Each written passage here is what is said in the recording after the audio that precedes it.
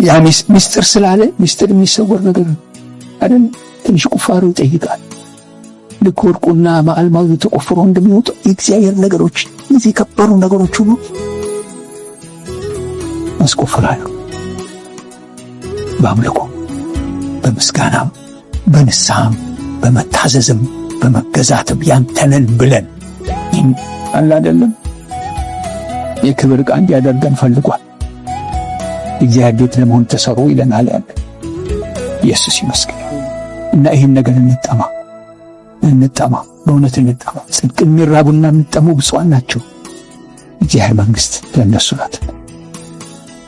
ኢየሱስ ይባረክ። ወንጌላችን ከእግዚአብሔር መንግሥት ጋር፣ መዳናችን ከእግዚአብሔር መንግሥት ጋር የተያያዘ።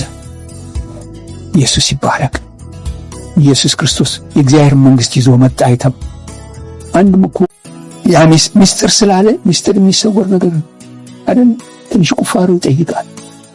ልክ ወርቁና ማዕልማዙ ተቆፍሮ እንደሚወጡ የእግዚአብሔር ነገሮች እነዚህ ከበሩ ነገሮች ሁሉ ማስቆፈራሉ። በአምልኮ በምስጋናም በንስሐም በመታዘዝም በመገዛትም ያንተነን ብለን አለ አይደለም የክብር ዕቃ እንዲያደርገን ፈልጓል። እግዚአብሔር ቤት ለመሆን ተሰሩ ይለናል ያለ ኢየሱስ ይመስገን።